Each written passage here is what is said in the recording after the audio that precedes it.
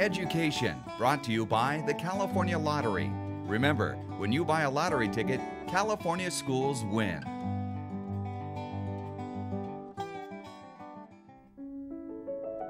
This peaceful health and wellness ranch south of San Diego, California, has existed for 70 years, thanks to the hard work and vision of founder Deborah Seike, a woman whose healthy living efforts are changing the way people take care of their body, mind, and soul. I call it prevention of obesity through education.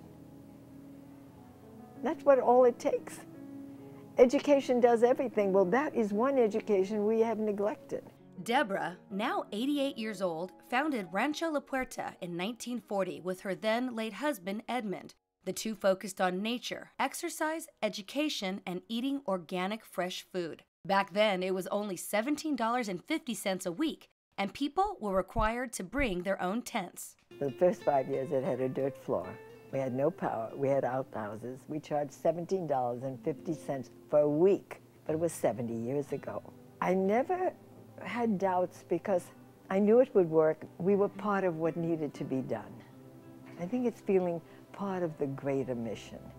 One way her mission of educating others about healthy eating habits is fulfilled by letting guests pick organic vegetables and fresh fruit from the ranch's 25-acre garden, and then teaching them how to cook it for a unique hands-on learning experience. Disease is not obligatory. It's not required. It is really, to a great degree, a matter of choice. And so we want to teach them the kind of choices that lead to lasting good health. As a child, Deborah says healthy eating was so important to her family that due to the lack of fresh fruits and vegetables during the Depression, they all moved from Brooklyn, New York to Tahiti. Today, she continues her fit lifestyle that was set in motion so many years ago, which is definitely paying off. From 8 to 9, Monday, Wednesday, and Friday is Pilates. And Tuesday and Thursday, I wake up at 6 to go out with my trainer walking. We do stretches, and we have different stoops where we do push-ups. It's getting in touch with yourself. So my exercise program is my grounding time. Deborah's been credited as the founder of the modern health and fitness movement. But beyond that, she's also a great believer in the Chinese proverb, give a man a fish and he will eat for a day. Teach him how to fish and he will eat for a lifetime. That's why she began and oversees a foundation in San Diego and in Tecate, both to help underprivileged youth learn the tools they need, like farming, to live a long and healthy life.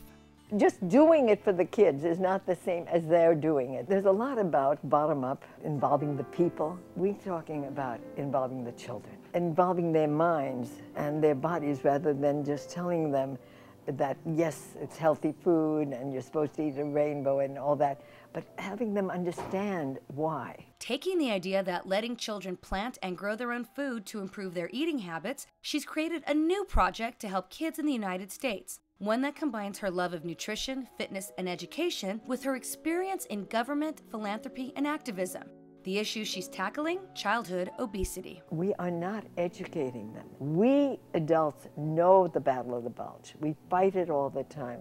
We have the tools of literature, we've read things, we know all kinds of ways to help it out. The kids have nothing. They're vulnerable to the marketing. They have nothing to defend themselves. And just school lunches alone won't do it. It has to be a family effort. It has to start in the home, and that's why we're talking about bottom up. The children have to be involved in the decisions if it's going to last. According to the National Center for Health Statistics, childhood obesity has more than tripled in the last 30 years. The White House claims this is costing the nation $147 billion per year. To help on a national level, Michelle Obama recently launched the Let's Move campaign to help the battle of the bulge and make big changes in the food industry. Kids need to learn from the moment you're born, cells are beginning to die, and throughout life they're renewed. And that the fuel that the cells use to renew themselves is the food. Those vitamins, those minerals are the elements needed to build a healthy body. Deborah's new project falls in line with the First Lady's crusade to transform the unhealthy eating habits children have today.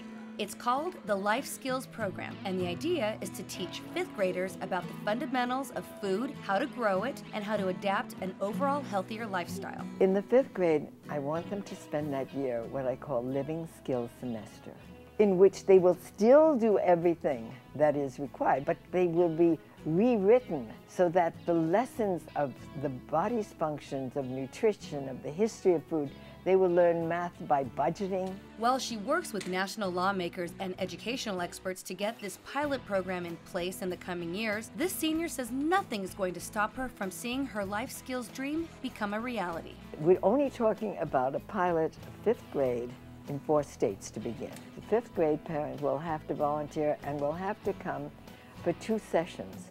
But the child will know what causes disease. They will be the people who will be the coach, just as they did with global warming, as they did with smoking, as they did with recycling. They will be the teachers. And then every 6 months, from the 5th grade to the 8th grade, the parents, the siblings, the children, and the school teacher and her family will all have their blood count, their blood pressure, their weight, their BMI checked. And the theories are, if it has stayed in normal range for 3 years, it's fixed for life. By living a holistic way of life and continuing to educate future adults about the power of a healthy lifestyle, it's clear that Deborah Seike's path will make a lasting mark on generations to come. In San Diego for California Life, this is Jennifer Quinones.